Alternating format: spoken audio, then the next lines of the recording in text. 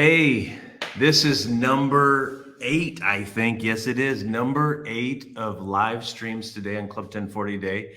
We started at 4 a.m. Central Time because it's not 4 a.m. everywhere in the world, as we know. And in Nigeria was our first interview with Tokes talking about the Bible College, 6,000 plus students. Then we went to the UK talking about church planning with Alan Claire Morton. And we went to the States talking about how a person can be a Club 1040 team member and help invest in this region, the Middle East, North Africa region, from anywhere in the world, including Greensboro, North Carolina. And we talked, Julie and I did a live answering questions, giving reports, sharing pictures from the old days. And then we met Christelle, met with Matt and Julie Haddabaugh, Tony Cook. So we've had a lot, but my next person is one of the key, most important people in the team here in our Middle East headquarters. And I'm going to introduce him in just a minute. Before I do, if this is your first live and you're wondering what is Club 1040 Day, Club 1040 Day represents today, 29 years ago, Julie and I got on the airplane for the first time to enter into this adventure as your representatives, so that your prayers, your partnership we could be a vehicle for you to be able to minister in this part of the world, to see leaders trained, ministers mobilized, and the church inspired, that we can fulfill the Great Commission in this generation. So that's what we've been talking about. It's a day to celebrate what's happened over the last 29 years, but then also realize that tomorrow is day 1 of our 30th year. And this weekend, Friday, we have the launch of another Bible college that happens to be the very first of the Bible colleges we've started in the Middle East. And that means the very first one through Club 1040 that you've started in the Middle East. So it is a great pleasure to introduce one of our key team members. His name is Joseph. And Joseph, come online and greet everybody and tell them how excited you are about the launch of this Bible Training College, which is taking place this Friday. Hello, everyone. It's good to be with you here. It's exciting and it's a pleasure to be part of what Club 1040 is doing in the region. So what we were doing, it has been a dream since we have been talking about it 2.5 years ago. And we were seeing it on whiteboards, and we were seeing it in documents, and looking into the future, what we want to do. And right now we are here. We are seeing it happen in front of our eyes. So it is so exciting for us, and our heart beats faster each day that we are approaching the day where we're gonna see all of the students sitting in the launch of the Bible school here in Lebanon. So it is so exciting. It is exciting. You know, if you were on our last stream, you would have heard me talk about how, Lebanon as a country is about the size of the state of New Jersey in the U.S., but it has about 5 to 6 million people, which there's a lot of cities in America and in Europe and other places that have, 5 to 6 million people in the whole city. And if you can imagine getting 14 churches in one city, where 90 of the church ministers and leaders came together from those 14 churches and were trained in the intensity that these students will be trained in, what that would do to a city. And that's exactly what's happening here in Nigeria. And here in Lebanon. Nigeria happened there already and is continuing to happening there. But here in Lebanon, starting this weekend. So you've been a part of the process of helping, with others in the team. Many, many people have helped.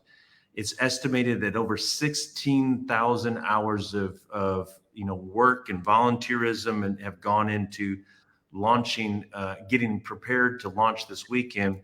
What are some of the things that you've had to do to prepare to start this Bible college? I don't think people know how much work there is.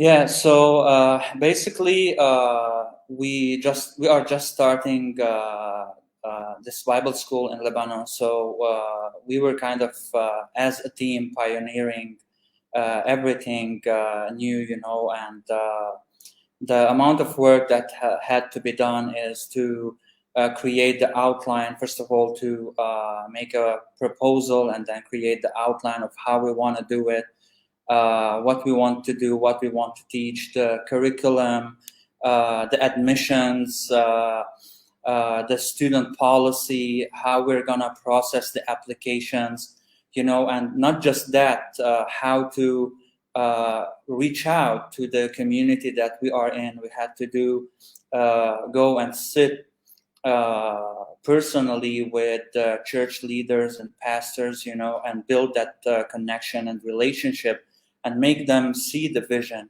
make them see what we want to achieve in the nation, and not just in the nation, in the region. So there was a lot of time and effort we have put into this, and yeah, basically. And then one of those ways you shared the vision was through experience days. We had three of them with over 400 people coming during the three different ones. And so you commented on how those are very impactful on people's lives. Talk a little bit more about that. What is an experience day, and then how did it impact people's lives? So yes, we had 3 experience days where we invited pastors and church leaders, and everyone could be interested in the Bible school. So it was basically the purpose of it. It was to bring people into a place where can they experience and taste uh, what is the Bible school that we are trying to start. The teachings and the practical application that we are trying to build people on. So it was a taster session for people to come and experience what we are trying to do and achieve in the country.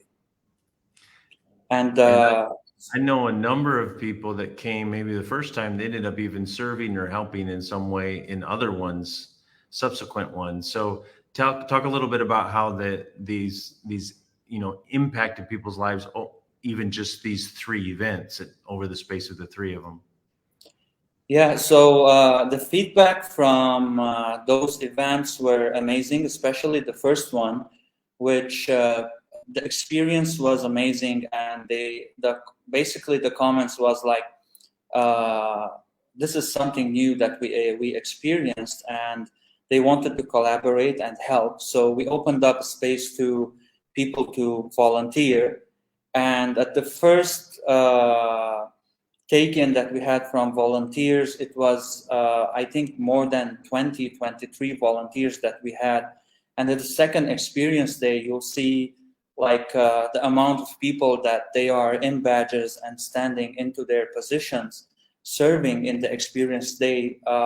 Kind of like that showed us what we want to achieve through this Bible school, to bring those people where they say, okay, I'm going to do it. I want to be part of it. I want to support what the church is doing or what God is doing in the nation. That is something that was amazing.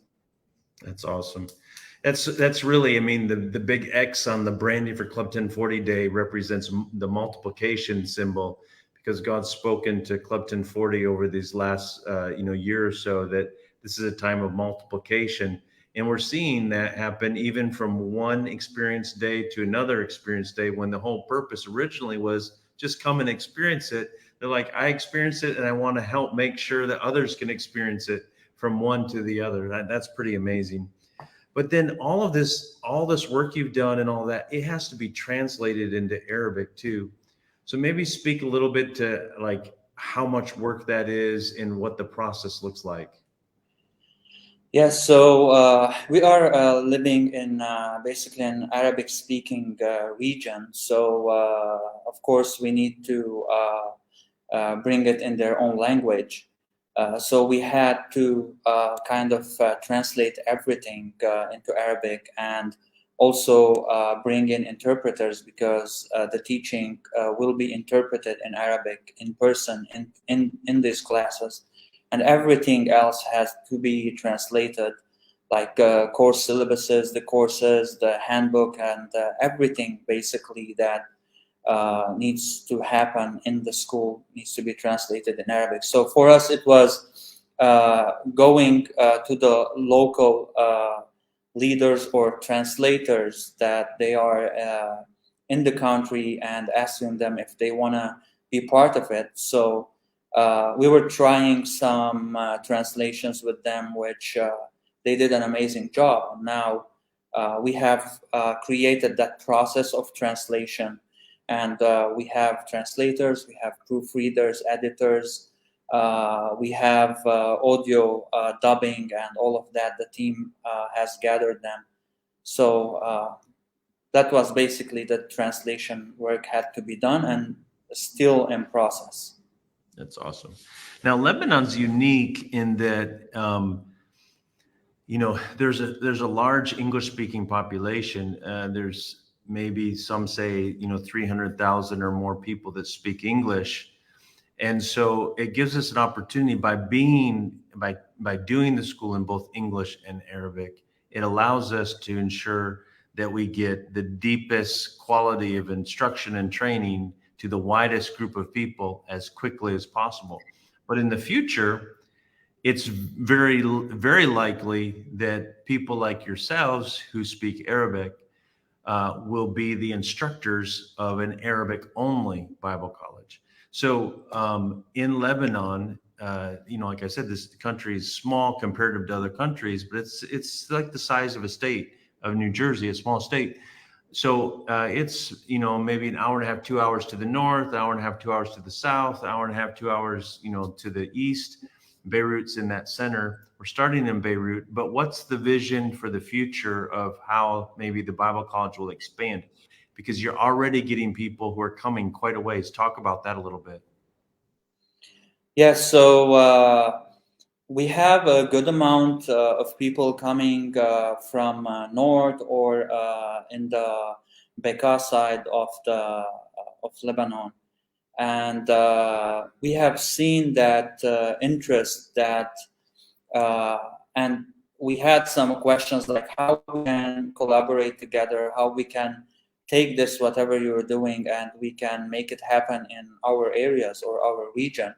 So in the future, we are kind of looking basically to start at least like 4 campuses, campus extensions to what we are doing here. And I think we will see that by the time that we have graduated people from the first intake from the Bible school. So we are on the way. We are starting by first equipping and training those leaders that people will emerge from them. They will say, "Okay, I love what I have experienced. I love what I have learned, and now I'm gonna go do it wherever I am." Awesome. So even from before our first start, we're already looking at multiplication, which goes right in line with what God's been speaking to Club 1040 this year. And in fact, our next conversation, no, not the next one, the one after. Yeah. I think it's the next conversation I'm having is with a couple from the Bekaa Valley who pastor a church, and it's a church you and I have visited. And it's people like that where we're going to be talking about the fact that they're trying to bring as many people as they can from their church. And so there will be times where, because of weather or because of even, in this part of the world, security sometimes can be an issue where they may not be able to make it. They'll be driving. We'll talk more about that in the next session about some of those things. But already God has ministered so much to these people from the north and from the east. And I'm excited to see, I'm in 100% agreement with you. I love that you have that vision in your heart that by time we're graduating, this charter class will be at the same time expanding. I love it. Amen. So as we finish, I want to encourage you. Hey, I have good news. We've had another student scholarship. So that's 4.5 students. It's best I can, we're trying to keep up with the counts. As best I can tell, it's 4.5 students who are scholarshiped, which means we only have 94.5 more to go, or 95.5 more to go, I guess it is. And so we're well on our way, that we believe by the end of this year that we will have 100 scholarships fully funded. And so if you want to know, what does that mean, scholarship? Well, it's $78 per month for a student for 24 months. And because of the economy, and Matt Hannibal just shared in the last session about the average income is maybe $500 a month, but the average expenses for a family of 4 is $3,000 a month. Obviously, there's a big discrepancy there. And so how could they afford to pay a couple $1,000s per person for training? It'd be almost impossible. As it is, we believe everybody should do something, and we're believing, they have to pay about, I'll just say about half a month's rent towards a scholarship, but towards their tuition. But you can make it so that the barrier that would keep most people out of the Bible college is removed, and that's finances, because these students want to come, and the only reason that would keep them out would be lack of finances. So if you're in the U.S., you can text that all one word, Lebanon 1040, to 71777. And then you'll get a link sent to your phone, follow the link, and you can choose whether you want to do a one-time donation towards a scholarship, or whether you want to do, like one person said, I'm going to do $1,000 and then I'm going to do $100 a month, or whether you're going to do, you can do $10 a month for 24 months, and you'll be scholarshiping a portion of a student by doing that. So there's anything at that number, 100% of what goes in that's tagged to that number will go towards scholarships. And so we're so grateful. In fact, Joseph will be one of those students that you'll be scholarshiping, because not only is he one of the team, but he is also one of the students. And so he's going to be participating there, and you'll be helping to scholarship him. So any last words, Joseph, before we finished? Yeah, I just want to say to everyone that there's a great opportunity and potential in where we are, basically in Lebanon and in the region. And because of what Club 1040 is doing, first of all, from my side, I was able to kind of be wherever I need to be, to do whatever I need to do. So we are looking for other people like Christelle, that she was earlier in the live with us, and the whole bunch of people that they were coming around Christelle, and those people that sitting somewhere and waiting for that opportunity. So first of all, I want to thank Club 1040 for coming here and doing whatever you're doing, and that blesses us. And thank you for all the partners and supporters that they are seeing the vision with Club 1040 and coming along and being a hand that reaches out to this region. Thank you so much. That's awesome. Thank you. And thank you, Joseph, for all the work you do. You do far, far, far more hours than is reasonable, because your heart is in it. And you're very, very special to us. And we're so thankful you're part of the team. And I believe in the same way I mentioned to Christelle, that what happens in your life over this next 2 years, you're not even going to recognize yourself. I mean, it's been good already, but oh my goodness, it's going to be so, so transforming. Yes, I believe. Amen. Okay. So, hey, if this next live, which will be at the top of the hour in about 15 minutes or so, is going to be a great one. We're going to be talking with someone who's a new friend of ours, really, and they're pastors of a church, and you're not going to want to miss it. So check it out. Thank you so much. God bless.